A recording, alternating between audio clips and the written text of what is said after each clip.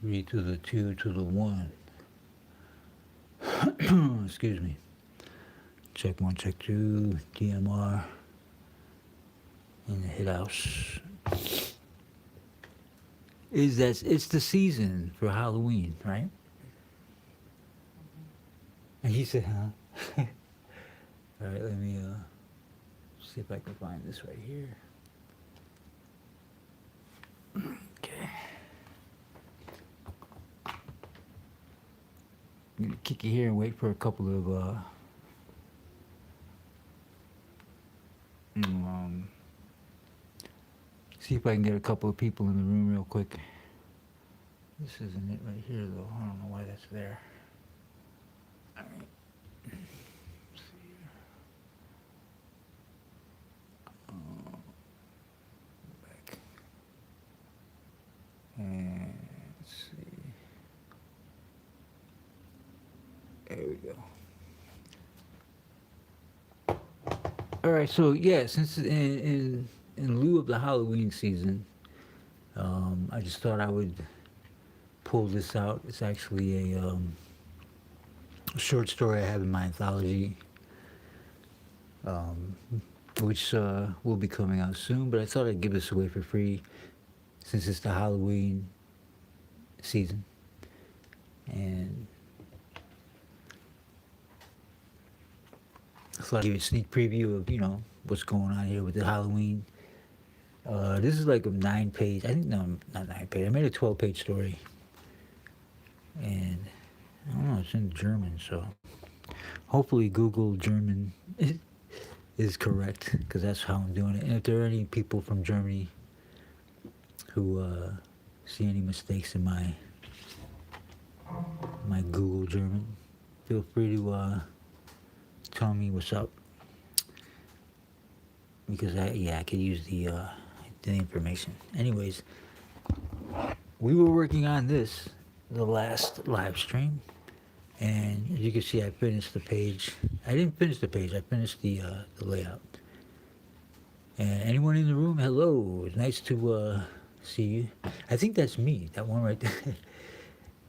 Not this guy. This guy. I feel like that guy. So we're gonna go ahead and ink this today because that is what we're gonna do. All right. Now, usually, first thing you want to do is you want to ink the panel borders. So let's ink the panel borders. I almost don't want to ink them. I almost don't want to ink them with the ruler. I want to ink them with this right here. Hey, thanks, Wanjo. How you doing, Wanjo?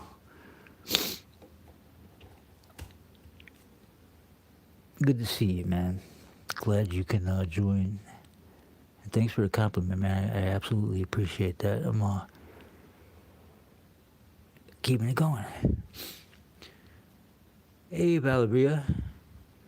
Valeria, how are you? Nice to see you this beautiful, rainy afternoon.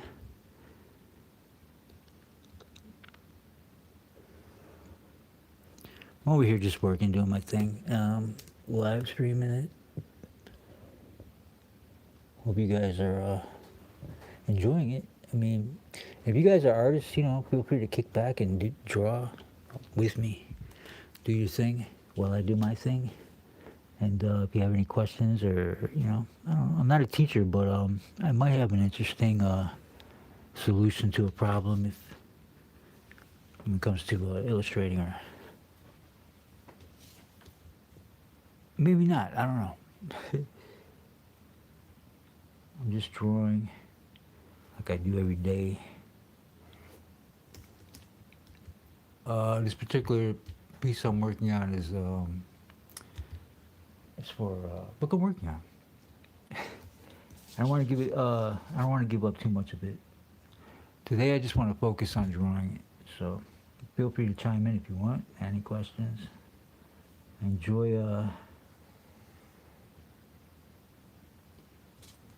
enjoy communicating with anyone who's watching.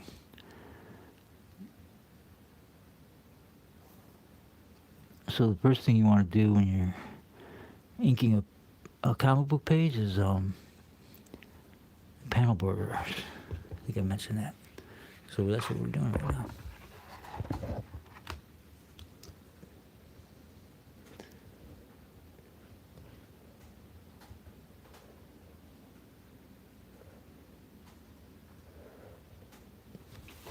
This will be done today. You don't want to. Well, you know what? It depends, man. Me, I like to try to finish a page as soon as possible. Preferably a day. Sometimes, it takes more than a day. Especially when you're penciling and inking it. But there are guys out here like David Finch. He can do that within a couple of hours. Jim Lee. So, I don't know. Expectations, right? What should we expect from ourselves? Well, I'll tell you what. We should expect nothing but, I want to say the best, but sometimes we can't always deliver the best. But what we can do is give it a shot. We give it a try, right? And how do we do that? We compare. Well, what can Jim Lee do, right? That's how we know. Jim Lee can do something in a couple of hours that takes us a day to do, then that's just where we stand. It's not a bad place to be. But it's not Jim Lee either. That's why he gets the big bucks. Okay? So it's always good to give yourself a high expectation. I know you don't want to burn out. Nobody wants to burn out. I don't think giving yourself a high expectation is going to burn you out. What I think it will do, because you got to learn to forgive yourself. All right? I have a high expectation. I got to do a page a day, right? Come the end of the week, I don't have 5 pages, right? But guess what? Maybe I got 4, maybe I got 3. It's more than 2, right? It's more than 1. So, not to beat yourself, but be proud of whatever your high expectation doesn't meet, right? If your high expectation doesn't meet its quota, you still did more than if you had a low expectation. You understand? So, yeah, I don't know, do what you want to do. It's not up to me to say. Me, I'm trying to do a page a day, and I'm not accomplishing that every day, but I am accomplishing that some days, and that's better than, not at all. So in that way, I don't know, think about it that way. If you're trying to be productive, right, otherwise, then feel free to do nothing, because no one can stop you from doing nothing. And it takes more time to do nothing, right, than it takes to do something, because you can take a whole week doing nothing to do nothing, but it might take you less time to do something, like what I'm doing right now, right? This right now, if I had not have done this, it would not have got done. Right now, it's only been, 5 minutes and it's done. So that's how you panel border. This pencil right here is really nice, the graphic one. I love this pen. It's like a felt tip, old school felt tip. Right? Gives a nice weighted line. Not only that, you can actually use this for your figures too. I have actually several of these because these are nice. This is by, of course, Micron. I think. FICM? Ficum? I don't know about that. They come with the Microns, but anyways. Excuse me. Just had a lovely lunch. You know what I wanted to talk about besides drawing comic books? Expectations and endeavors and the difference between, I don't know, making YouTube videos and drawing, right?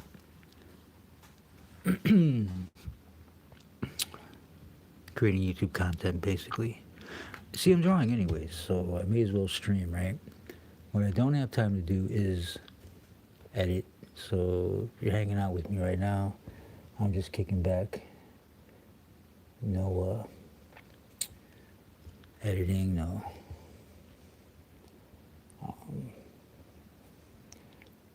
no speed. No, it's not sped up. It's just me real time. I'm doing what I would be doing anyways. Anyways, what's going on? Anybody? Kyler Quillette, yeah, okay. I'm doing great. I sound like I'm breathing heavy, right? Kind of am. I just came down from the basement. I'm doing laundry and trying to get this done really quickly. Or as quick as possible. Yeah, how are you, by the way, Kyler? Quillette.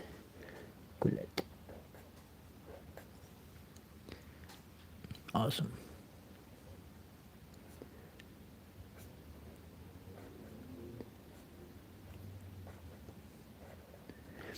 So we have a bird character, as you can see right here. Right. I mean, I hope you guys can read what's going on this page without any dialogue. It's always good to have a narrative or, a visual narrative minus the dialogue, because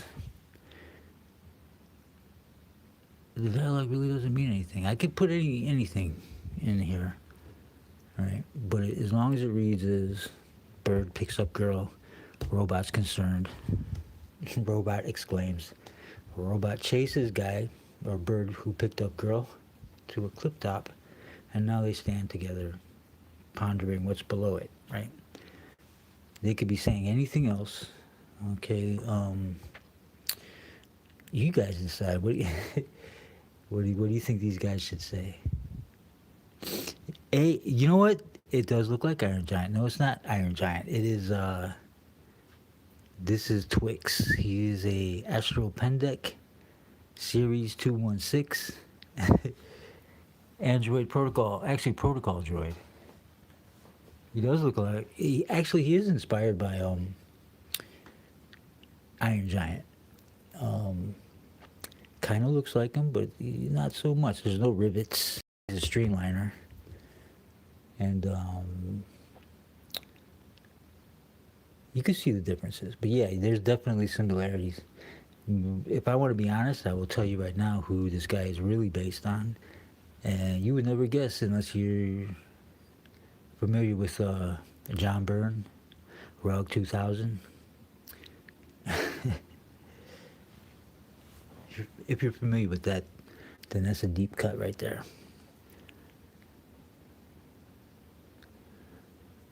Very similar to Iron Giant, man. That's a good call. I love that. I love Iron Giant. Unfortunately, mine is not. This robot is not that big. The robot is probably about, I don't know, maybe 10 feet tall. Iron Giant, I think, was like 40, 50 feet tall. Maybe bigger than that, 100 feet. Yeah, about 100 feet, I think.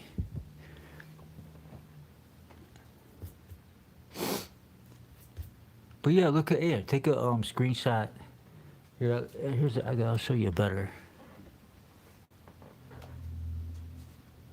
Hold on a sec. I'll show you a better illustration.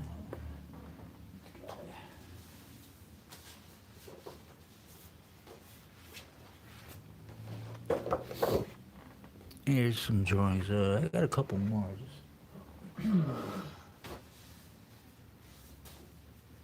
You can bear with me. Here's yeah, he's about that size compared to like these two women here. And here's one with the hero on his back. So yeah, he's not giant. He's just big. Yeah, it does look like it. Reminds you of him, but you don't see no rivets. Iron Giant had a whole different. Here, screenshot this. Go ahead, screenshot it, and then go look for Iron Giant. Google it, and compare them. You'll see that they're two different robots.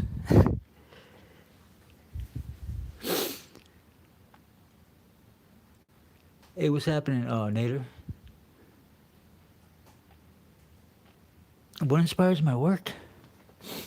Um, Man, there are a lot of things. Plenty of things. This particular story is inspired by retro science fiction, right? Like the 1940s and 50s science fiction of the cinema, right? Kind of like Iron Giant was, right? That was the 50s. That was supposed to take place in the 50s. Except for doesn't take place on planet Earth. This takes place kind of like a galaxy far, far away, right? Hey, thanks, Kyler. Good deal, man. I appreciate that. You know, you're welcome. Welcome anytime. So this is what I'm working on. This story is called Gumball Bounty. This our little hero here is a bounty hunter, and this is her protocol droid slash bounty hunter slash butler slash notary public slash janitor, what have you. Best friend.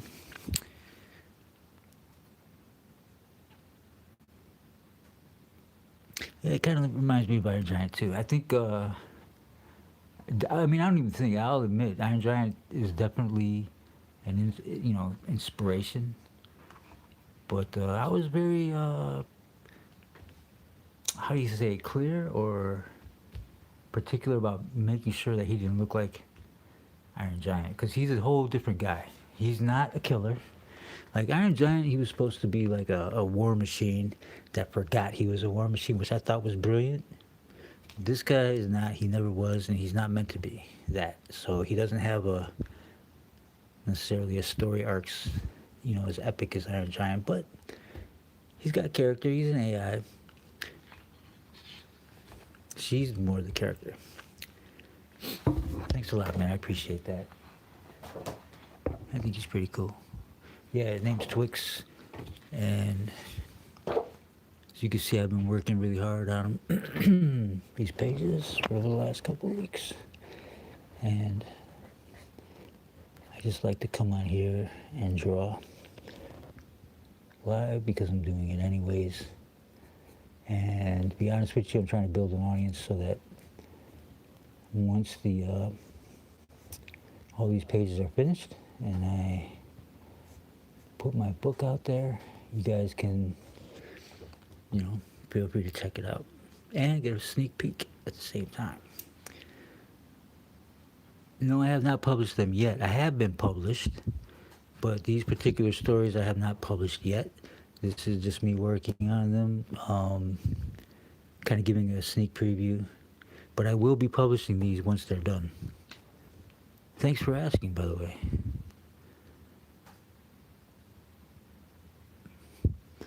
You know what? That's interesting that you say that, Kyler, because a lot of people are doing stuff like this, right? Shout out to Irene Strikalski. Shout out to all the independent guys that are actually putting stuff out right now. They're ahead of the game, right? I'm trying to catch up. But I enjoy, drawing live stream because it just motivates me to finish up these drawings. And, guys, if you guys don't mind, you can hold me accountable. You just be like, yo, Danny, finish that page, dude. What are you doing? Why you slacking? Right? Or not. It's going to get done either way, but as you can see, definitely not slacking on it. But you don't see it over there. Oh, yeah, that's true. I agree. I had mentioned before about DC and Marvel Comics, how they actually looking pretty good these days, and compared to last couple of years, they were looking really sour. But not the artwork or anything. I'm just talking about the writing in particular. But But then again, you guys you haven't read my book, so once it's finished and it's out here, you can, you know, let me know if the writing could be better or if it was fine or what have you, because that's important. Audience opinion is very important. Hey, retro, definitely. Yeah, you gotta think about that. You're right about that. You gotta try to, you know, I mean, I hate to kill a bird, but I understand the metaphor. I know what you mean. I know what you mean.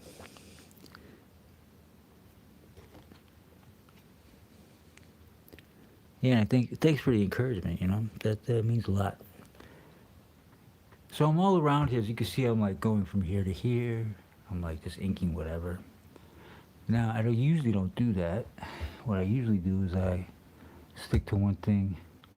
You want to go from left to right, unless you're left-handed, and you're better off going right to left because you don't want to smudge your pencil or your ink. So let's go back to basics here. I'm just excited. I'm just excited that I'm having an actual conversation with cool people, right? Doesn't happen very often. All right, let me put this out here. Slow down. That's one of my main rules. He doesn't need that thick outline now, so let's put this away. One of my rules is you gotta slow down because you gotta catch up to yourself. A lot of times you want to do something fast, and just because you've done fast work before doesn't mean it's always the best thing to do. Sometimes you move too fast, you make mistakes. And what did you say? Yeah, true, but that's what the older generation should be. Some stuff like this. Older generations, yeah, absolutely. I'm probably one of those. I'm a Generation X myself, so yeah. I don't know if that really means anything, but I mean, if it could, I guess if it could, it will.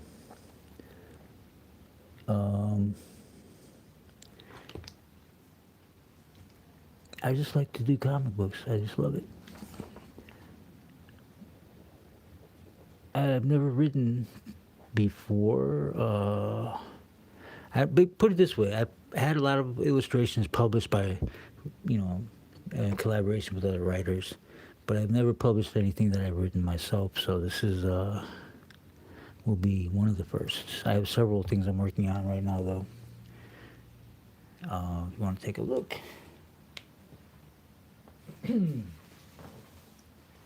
On top of this,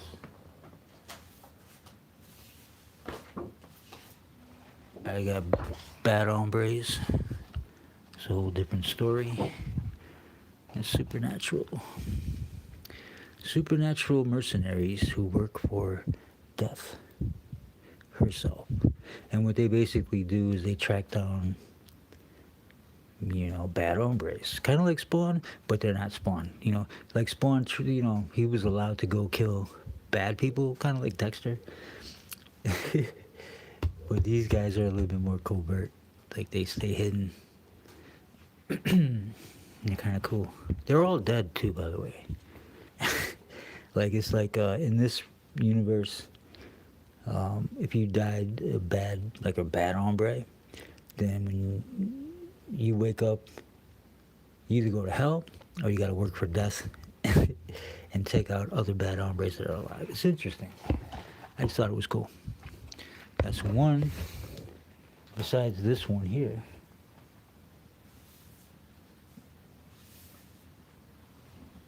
I've got an Archie parody, right, called Artie.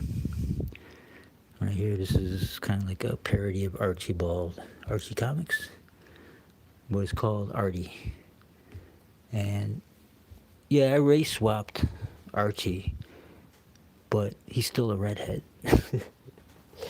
He's still a redhead, so here's another page of that Archie.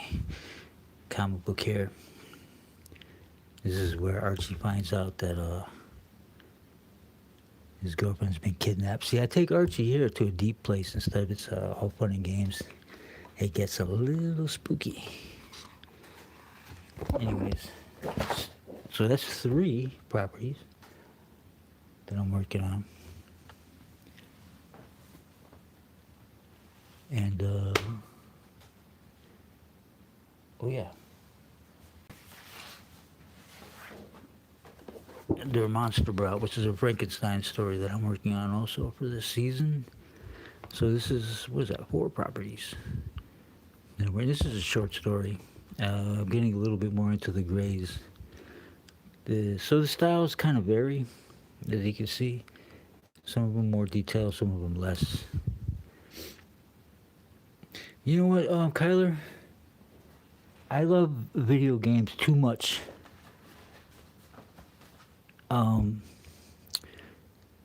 When I play them, I don't draw. So I have to choose one or the other, and I choose drawing because to me, once you played one game, you played them all. I know they're all different. I'm not going to say that, but it's just counterintuitive for me to play video games and draw.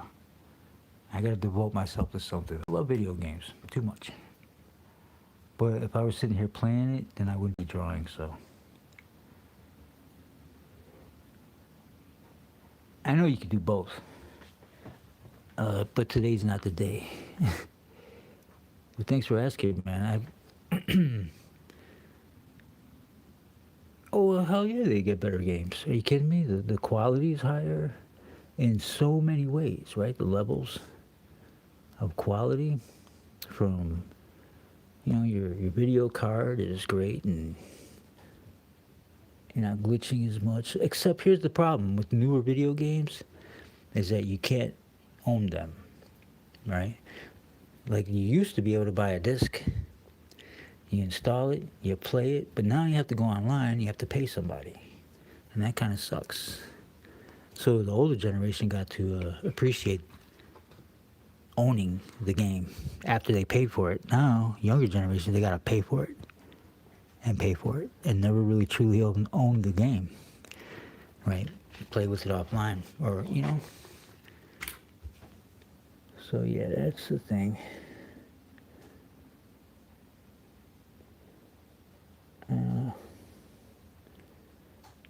But if that's the most of someone's problems, then that's the least of. Oh, I can't play video games. So, some people don't play video games because they don't know how. So, and they're not like feeling, I guess the heat of wishing they could play a video game. Do you what's your favorite game? What do you play, man?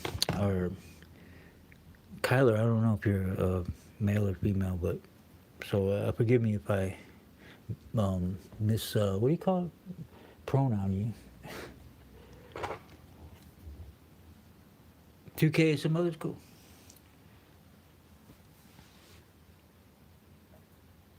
Oh, okay. I don't know what COD is. I'm not familiar. I'm just older generation guy, I guess, he draws stuff. Oh, Call of Duty, yeah, that's old school. I mean, it's been around for a long time. That's right, COD. Okay. I'm a little bit slow. Like I said, man, I'm not really a video game playing guy. I love it too much, and so it's okay. Put it this way: 10 years ago, I stopped playing them things because I would find myself doing nothing else. And yeah, I was never good enough to make money off of it, so I just enjoyed it, I enjoyed it.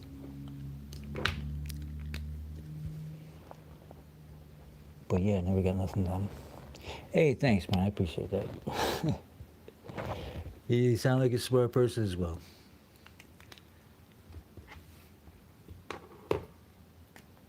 I was always a comic book guy, so.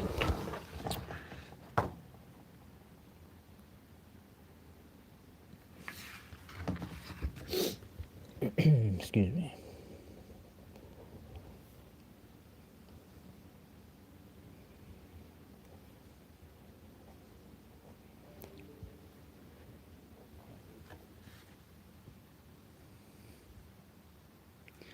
Oh, really? Man, you should do more. You should get your butt outside and play some basketball instead of video games, man. You're just a kid. I remember my son was that age. I'd make him go outside and play.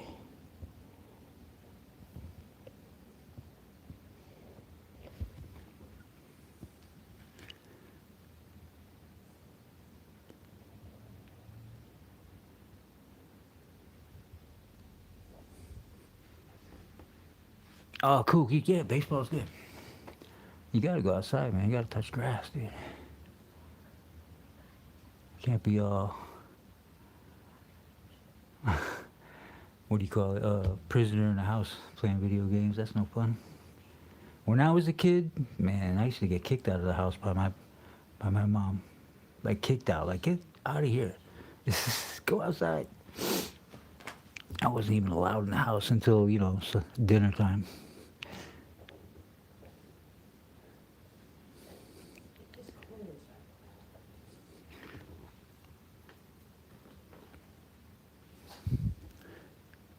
Yeah, at your age, you got a lot of free time. That's cool.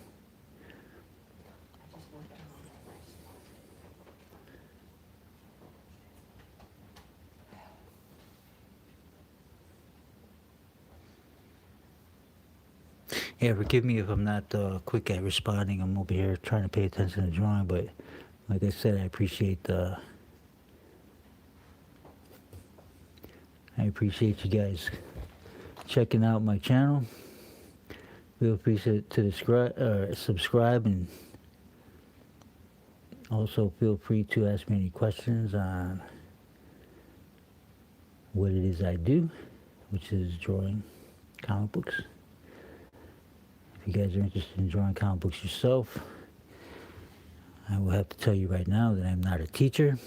Never will not claim to be.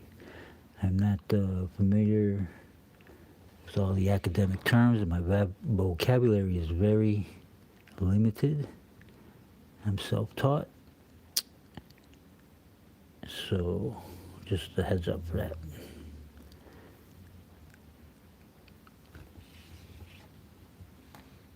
No, I was too old for Pokemon. My son loves Pokemon. My son is he's a grown man right now, so. But yeah, when it first came out, he was a Pokemon fanatic. And me, I was already a father by that time that stuff came out, so wasn't necessarily into it. See, that's what I'm saying. My son did the same thing. He had a card that was worth a lot of money too. It's interesting stuff, man. Very interesting. I mean, you want to talk about collectibles? Listen.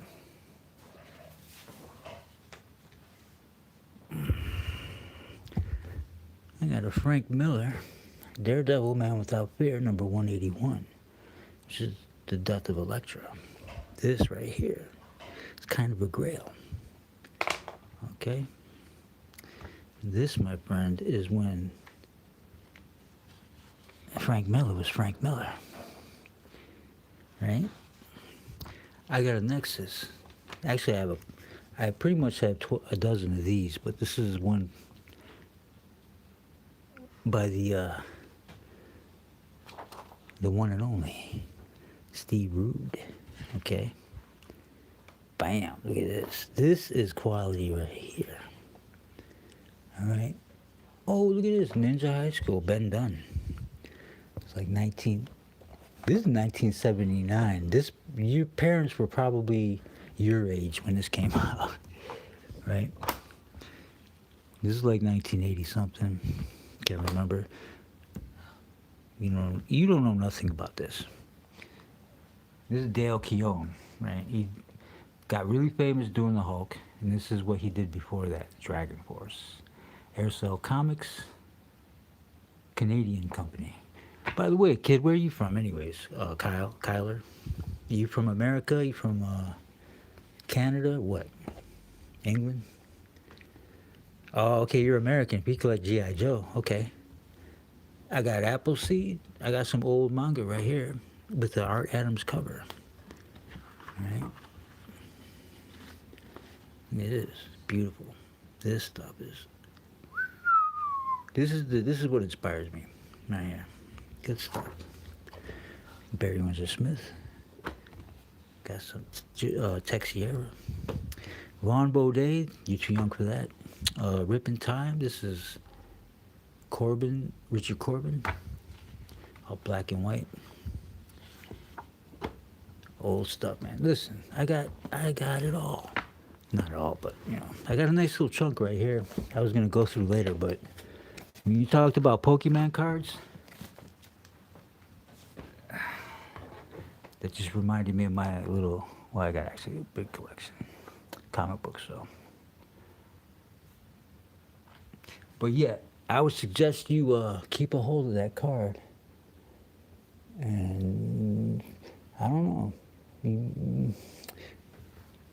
I'm not sure if they go down or up in price, man, but 1,800 is a lot of loot. I don't know if you should sell it or hang on to it, because you never know if it goes down or up in price. I think they would go up in price. I wouldn't see them going down in price. So who knows, man? You might have a fortune right there. Beyond, up and beyond $1,800 at some point. Usually comic books, they do the same thing. They appreciate, but some comic books, they do depreciate. I do not know why, but it does happen. It depends on the market. These things fall out of favor. Things fall into favor. It's very flaky. But yeah, such is memorabilia, I guess. Because Dad sold his, and now they're with see. Yeah, I made plenty of bad decisions too, man. Pops, hey, listen, it was probably worth it to him, right? Probably got exactly what he wanted. Of course, he's kicking himself now. He's like, oh, I should have waited. But at the time, it was probably necessary. Who knows? But that's for you guys, right, to worry about, not me. I don't have to worry about that. But now I understand what you're saying.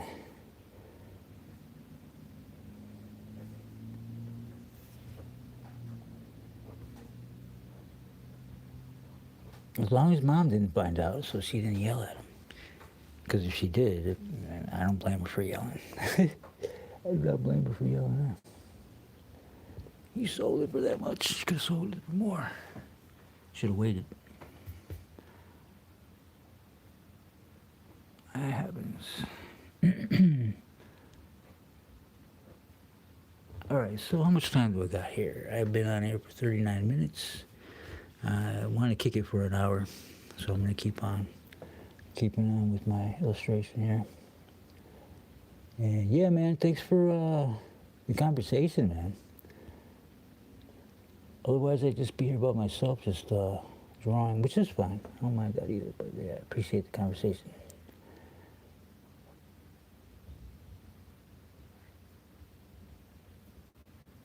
Because the rest of the room is quiet. Oh, wait a minute. No, they're not. Retro's still here. Retro and Victoria. Hey, Vicky, how you doing? Oh, my God. It's Vicky. You guys have no idea. Vicky, I've known since I was a teenager. And the first time I worked in an art studio with this woman, she was one of the, and funny too, one of the most gracious, kindest.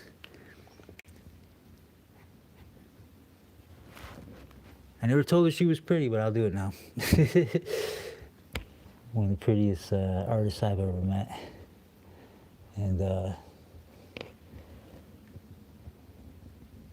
that's usually I talk about when I work in an art studio. My first how nice it is to work in an art studio with other artists, because you get to look over their shoulder and see what they're doing, and you learn.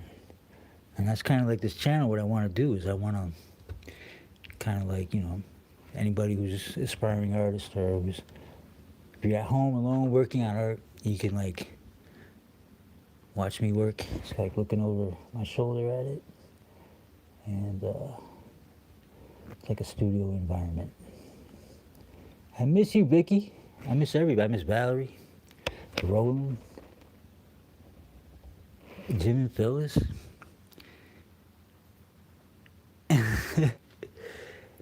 How can I not be? I loved you guys, babe. That was you guys were family for a nice chunk of my youth before I moved to New York.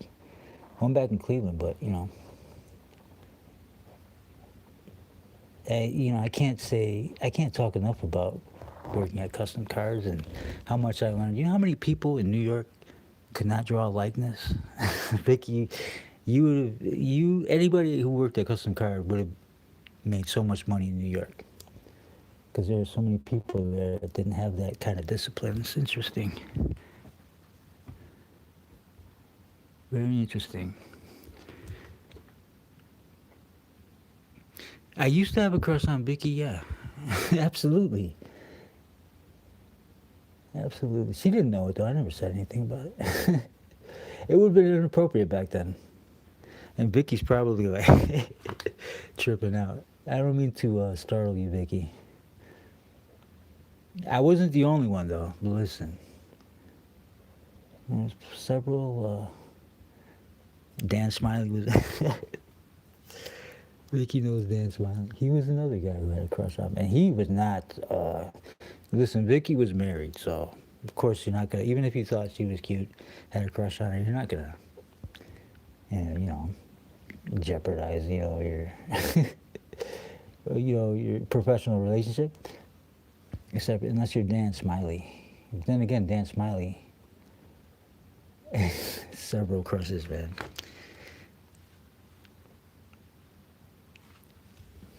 Several crushes all over the city.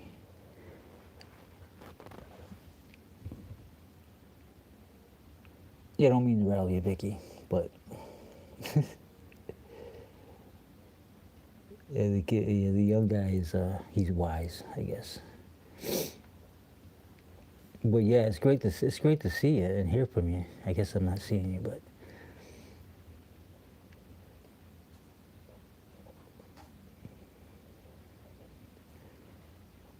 hear from you. Yeah, it's good. Very good. Very just delightfully. Delightful. Yeah.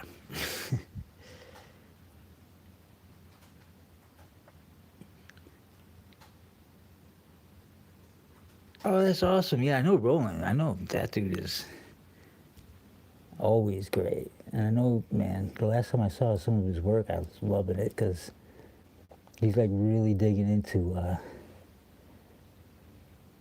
I'm just loving the way he's rendering his shading now.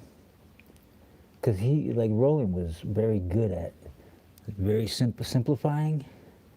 And you just couldn't beat him because his likenesses were solid. And I'm digging the way he's rendering now a little bit more.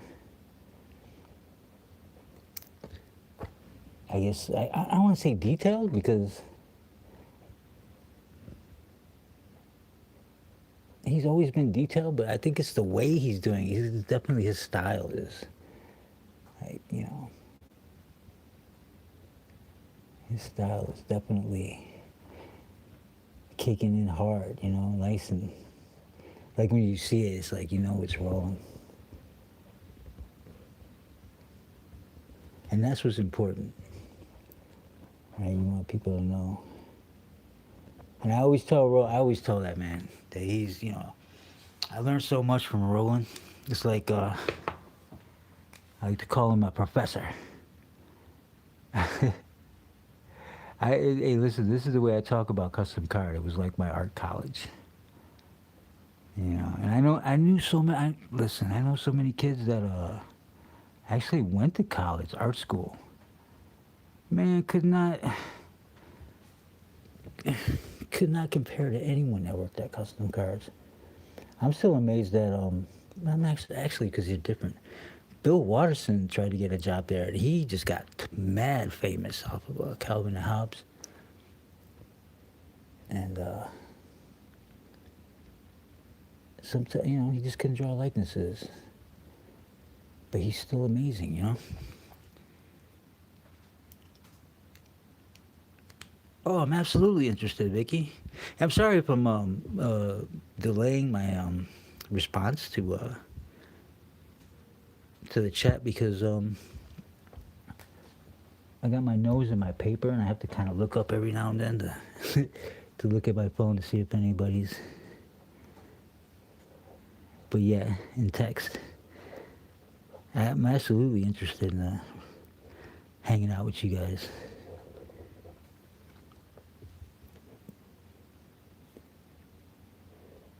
I will bring the preferred liquor or whatever. Food. I'm with it. Absolutely.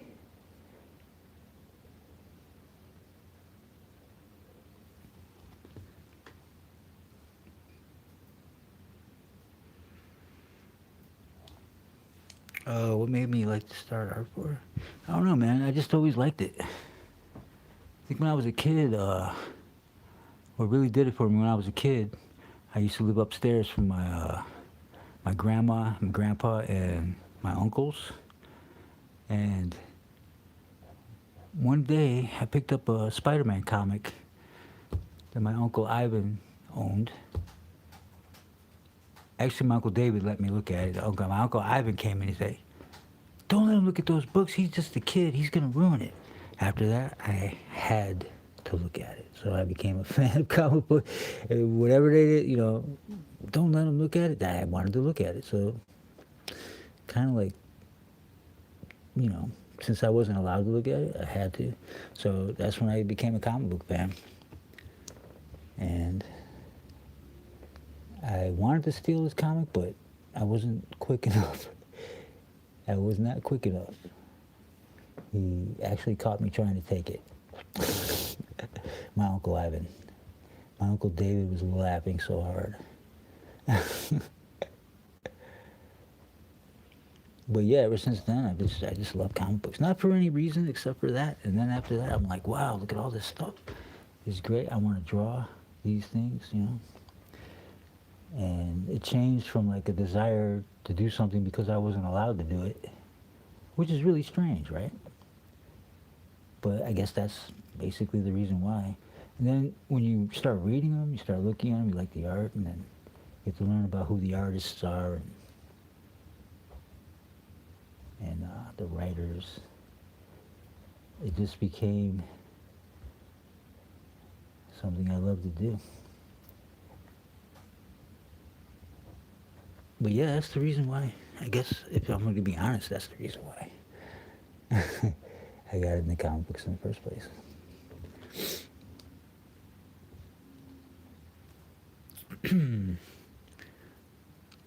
Yeah, I just talked to my friend Victoria Hart.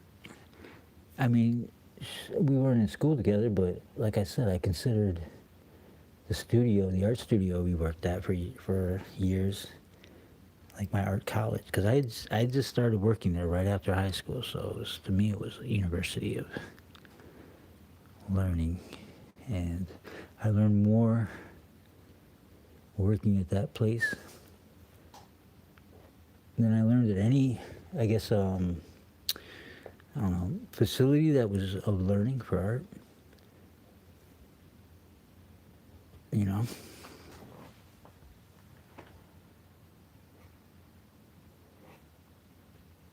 It was a unforgettable moment. Yeah, and Vicky, if you're still there, if you saw the Superman movie, I know you, I know you recognized Well, because I kept on pointing out that's where Custom Car used to be, and Custom Car was in 3 spots in that building, and every spot was shown in that movie. I loved it. Good stuff.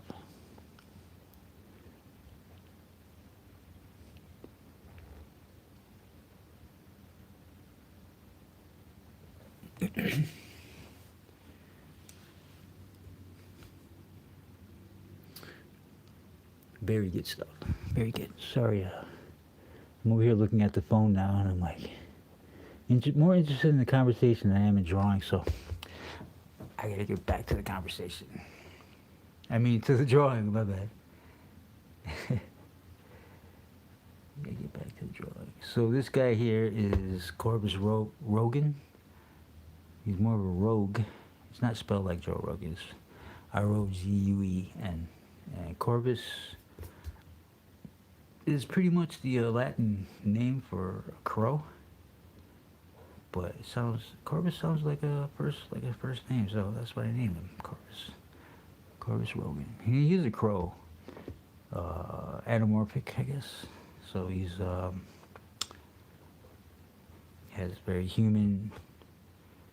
physically human traits, but he's still good. Is a raven that could fly like a raven or a bird. And if you read the book, you'll find out more about this guy. He's a knight. And, I mean, look at it right now. What do we have here? Can you see the influence I'm working with here? What do we see here? We see a young female. We see a Tin Man and a Scarecrow. Yeah, you got it. I didn't want to say that, but you know what? Not too many people are watching, so in the end, once I publish this, I'll keep it a mystery until someone recognizes there's a Wizard of Oz thing going on here. And if it's not obvious already, the only thing missing is the lion character, which will show up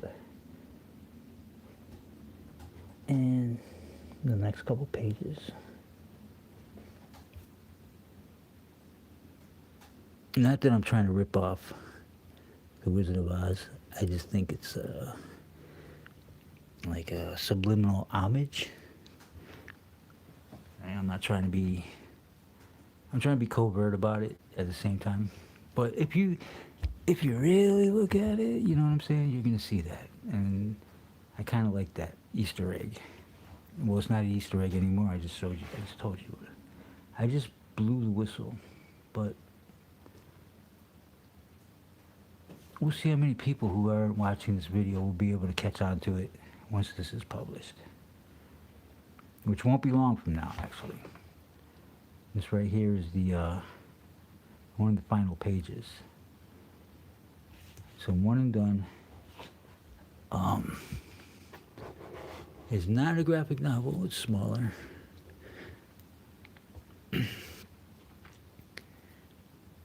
Hello. Hell's God. Hello from India. How are you? And how is the weather over there today? It's raining over here where I'm at in Cleveland, Ohio, which is in the U.S.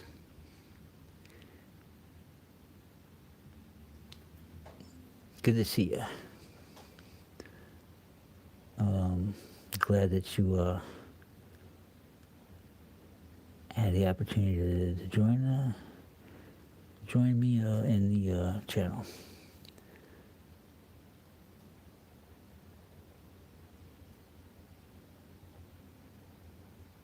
So yeah, this is pretty much the grind of a comic book illustrator. I'll be honest with you, I am a little slow today, but that's because I'm engaging in conversation. So let me speed up a little bit.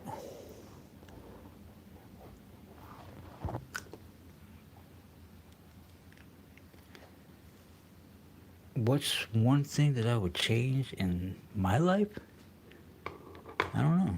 It's a good question. I'll have to think about that.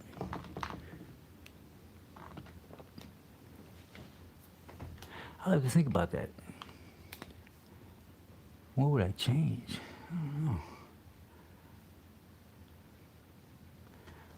I really don't know. And if I did, I'm not sure if I would tell you. Not sure.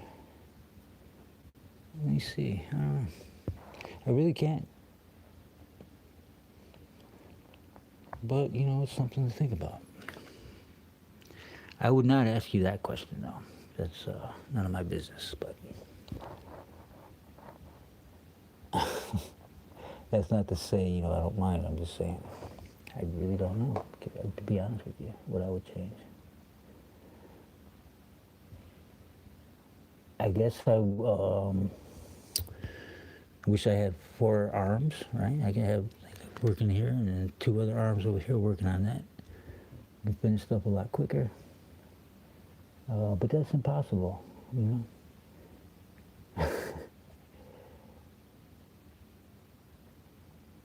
That would be cool, though. I'd be so much more productive. That's what you get for asking a comic book illustrator that kind of question. You get a very odd science fiction answer.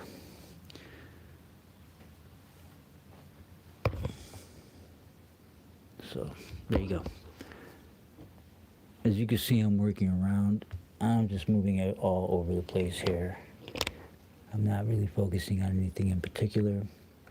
Now, I think her face is cute right here, but I think it could be, I want it a little different. Right there, then right there. So let's work on that right quick. And what time is it? Let me see here. 57 minutes. I'm going on an hour. 3 minutes. In 3 minutes, I don't know. Should I stay a little longer or should I kick it? I got 5 people in the room, so that's cool.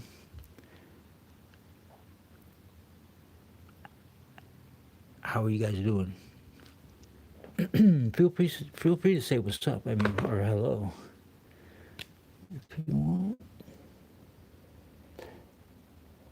If not, that's fine too. Just sitting here. Excuse me, I'm talking low. I'm talking low because my face is right in front of my phone as I look over it to draw. I don't want to be too loud because, excuse me.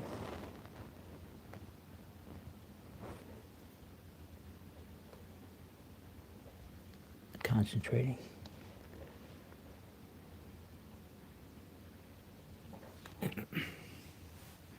A lot of times when you ink, at least when I ink, I'll hold my breath so I don't make a mistake.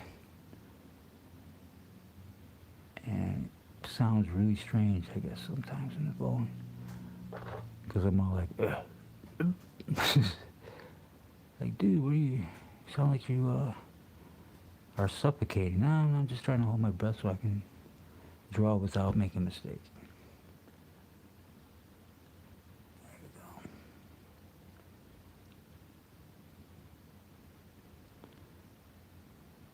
Her costume is designed with different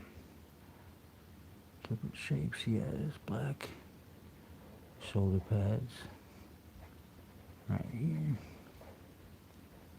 She has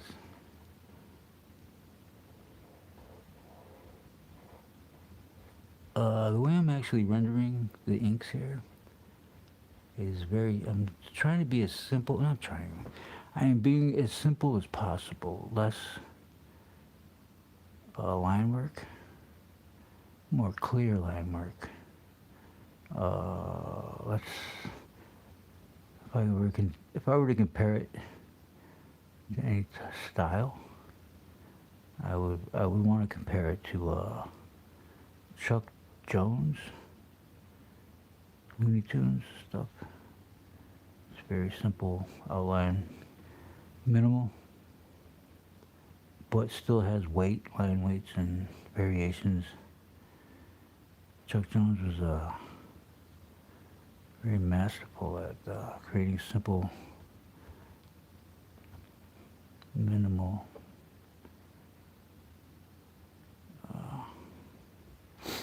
line work for his characters. And how can you not love Chuck Jones, man?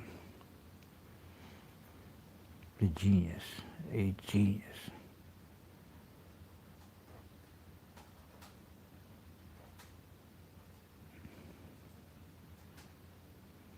And I do different styles too. I guess, like I showed you before, I'm working on Frankenstein. I don't know if you're new to the room. This is you're just coming in and haven't seen this. This is what I'll be working on. My next video, my next live stream, I'm going to be working on this story.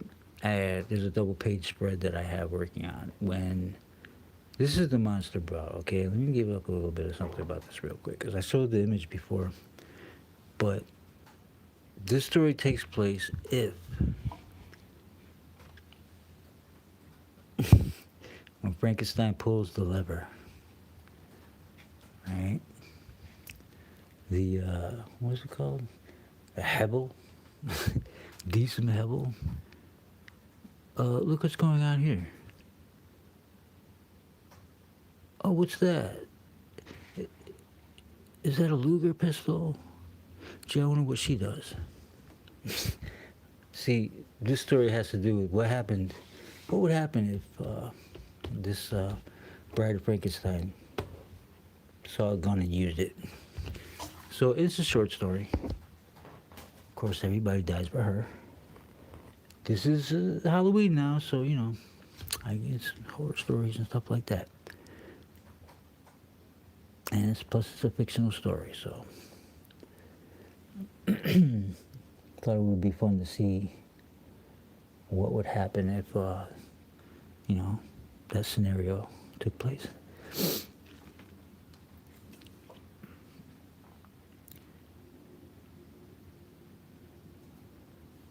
Oh yeah, for sure, I wouldn't change nothing either. I'm just saying, when it comes to Frankenstein, what would happen if I changed the story? It's kind of like Quentin Tarantino, you know, the Hollywood movie he did. What would happen, you know, if Charles Manson walked up on the wrong house, right? It's a fun exercise in fiction, and I don't think it's a terrible thing. I'm drawing on Bristol board. Let me see here.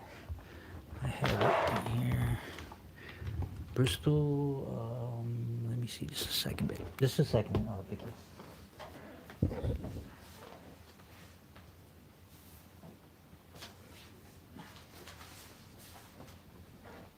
I actually have two kinds of Bristol board. One is under here, but I don't want to move this, but that's not what I'm using right now. What I'm using is the Heavy Bond Bristol. It's very smooth, no tooth, and yeah, it loves ink. It loves ink. It's very, I don't know, I love it. Heavy Bond. Excuse me. Like the stuff we used to use, that custom card had a nice tooth, and that was good for like the watercolor markers that we used, and it's good for watercolors. This, not so good for watercolors, but it's lovely for inks, you know what I'm saying?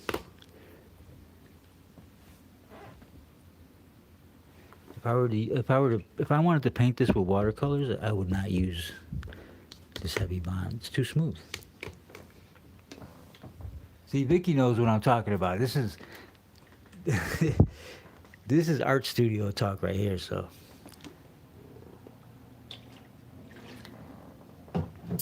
you know, kids, what do you mean by tooth? It's more of a bumpy paper than a smooth one. For any of you novices, newbies.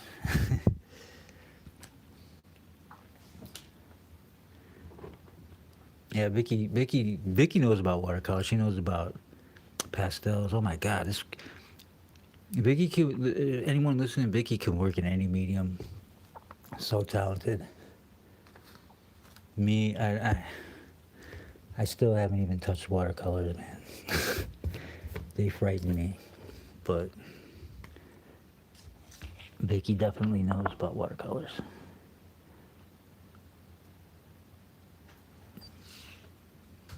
At least from what I remember. Have you been doing a lot of watercolors lately, Vic, or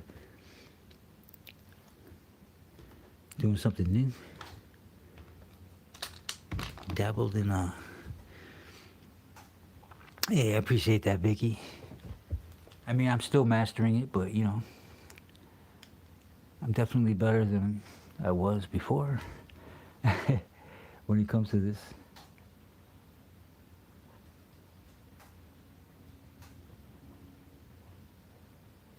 I'm just like, I'm over here smiling from year to year. Just because you came in the room, because, man, it's been a long time. And it's, you're always like, everybody at Custom Craft was always a great influence on me, so I haven't seen or heard from you guys in at least a couple. think I talked to Roland like maybe sometime last year, but I haven't seen you guys, I haven't seen him in a minute. Especially, I haven't talked to you in years. You are also, you know what, I wish I had the illustration. I'm actually doing the Ballad of Dan Smiley. Is weird because it changes. I heard like he became some weird Nazi or something, or like something happened where he was hanging out with these, I don't know, I guess Nazi type skinhead kids or whatever. And that's what Valerie told me. And then I saw a picture of him. He had shaved his head and he looked angry. I'm like, wow, what happened to Dan?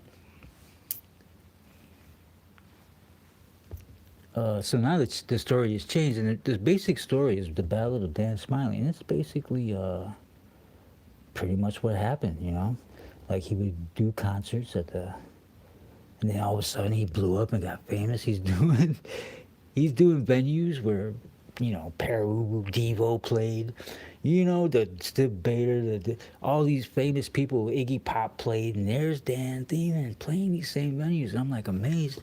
I was in New York and I was thinking, I was sweating, like, working at busting tables and whatnot. And this is what the story, it's a slice of life story that I have drawn out. You're in it, of course, Valerie's in it, everybody's in it. And basically is, I came back to Cleveland and saw Dan Smiley at the Babylon A Go-Go.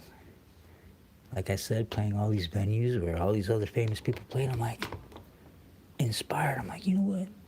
If Dan Smiley can become this famous in Cleveland, I'm getting hired by DC Comics. I went back and I got hired by DC Comics. So yeah, Dan Smiley kind of inspired that, and that's the story about Dan Smiley. But then Valerie told me this stuff and I'm like, okay, I can't end the story. Should I end the story at that? And like, oh, was it for Dan Smiley, I would never got the job at DC Comics, or should I go further into what happened after that, I don't know. It's interesting.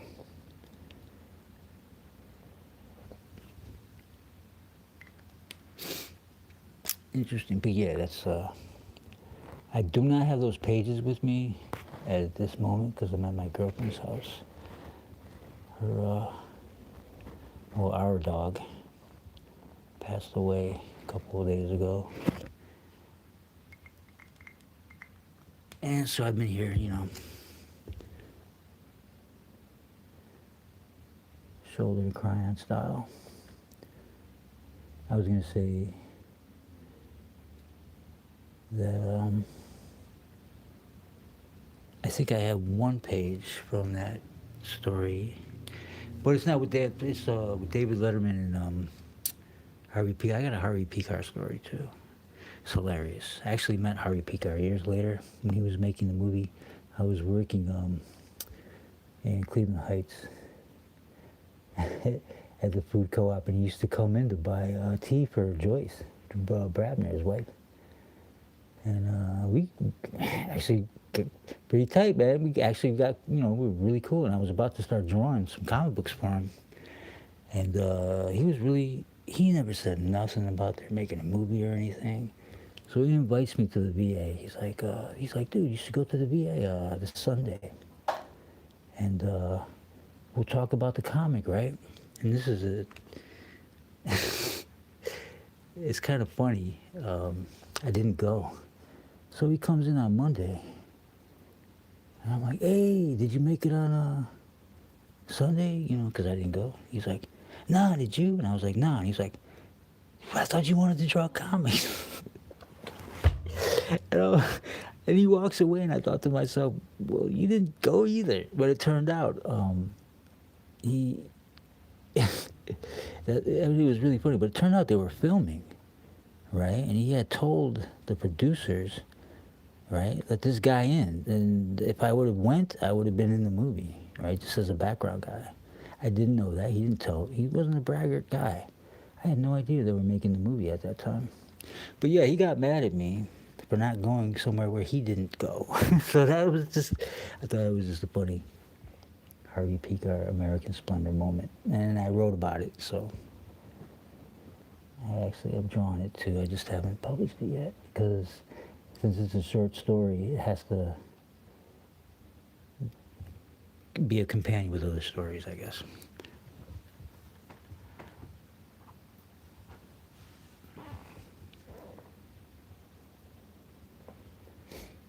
So yeah, and then,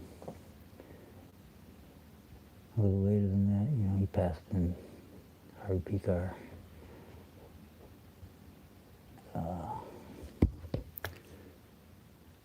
I don't know if anybody else out there knows who Harvey Picar is, but a very famous Cleveland comic book writer. Associated with Robert Crumb, if you're familiar with Robert Crumb. Doubleday Books. There was a movie called American Splendor based on his books that came out maybe a decade and a half ago, something like that. Good stuff. But yeah, I thought that was hilarious. So Harvey. So Harvey.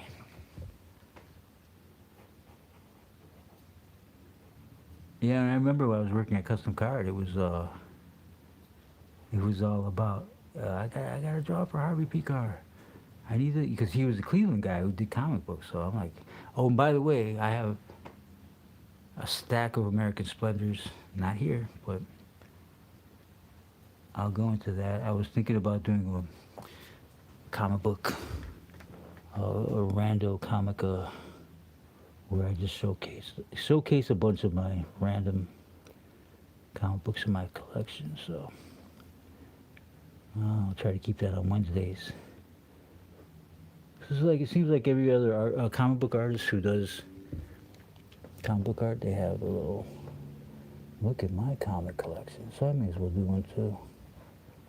So why not?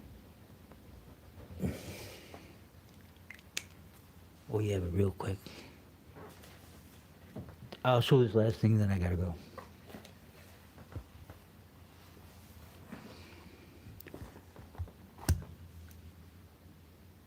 Duck feet. What do you know about this? Signed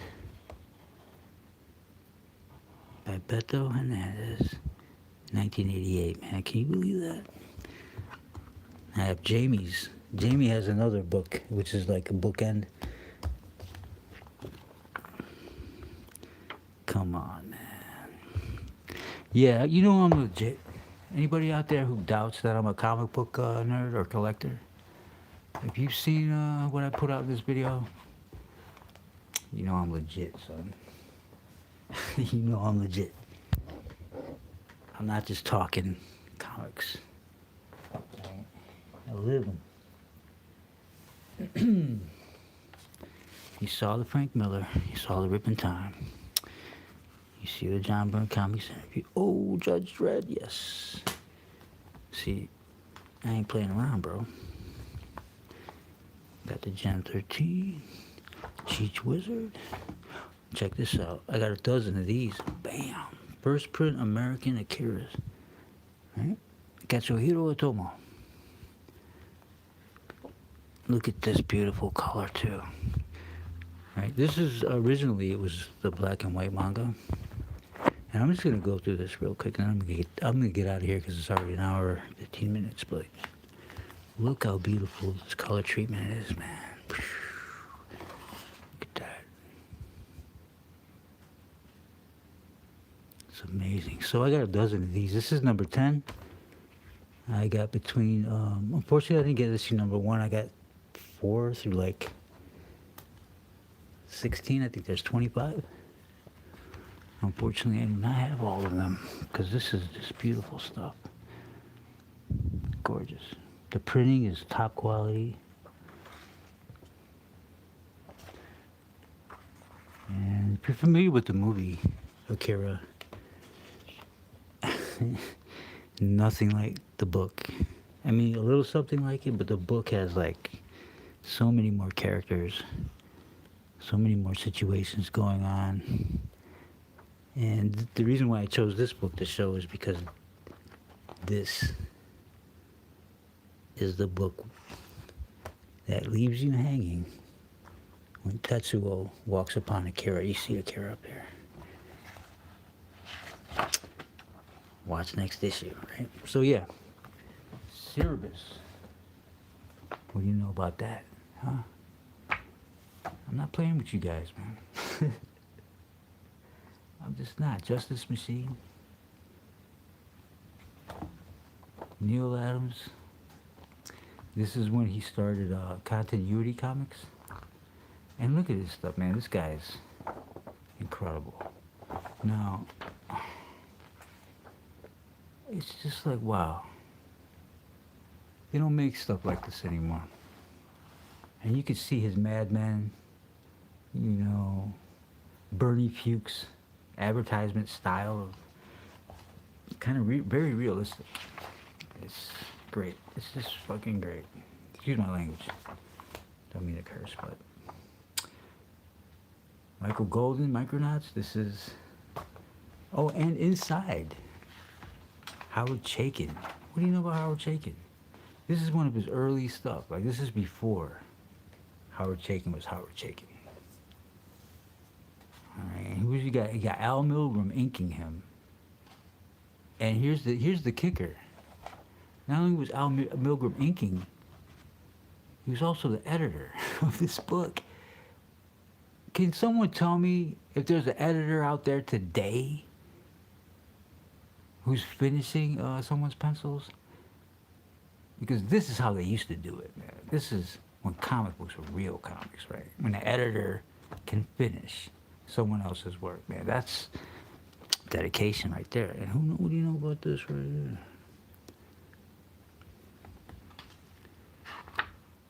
Bill Sienkiewicz. All right, Stray Toasters, man. I have all, I think there's 4 or 8, I can't remember. But I know I have 4 of them. And this work is spectacular. Spectacular. Bill Sienkiewicz is not playing with you. All right? I mean, look at this. He's using pastels, right? You can tell. Using pastels, he's using airbrush. Really particular ink strokes. And very Ralph Steadman-like strokes. And there's somebody else in his strokes, right? You could tell, you could just see his influences like crazy. Just amazing, man. Look at that. 2 iterations of the same illustration, this one and this one. 2 different styles. This guy is incredible. Of course, Richard Corbin, Ripping Time. Yeah, man. I'm not playing. I love it. Tribe, right? Larry Stroman, still in it today. Larry Stroman. All right, all these books right here are pretty much very heavy influences on my work. And sharing it with you is it's fun. I'm not going to go into detail on all the books, but I am going to, gloss over it real quick. Gloss and floss. Wow. Yeah, Larry Stroman is still kicking it today, man. He's selling a lot of commission work. I mean, why not? He's great. Textera, I went over these before. Steve Rude, shout out Steve Rude. Like I said. All right. I got to get back to work. I try to stream at least an hour a day just to keep you guys posted. And, I'm going to finish this up and see you guys later tomorrow. All right. Okay, peace.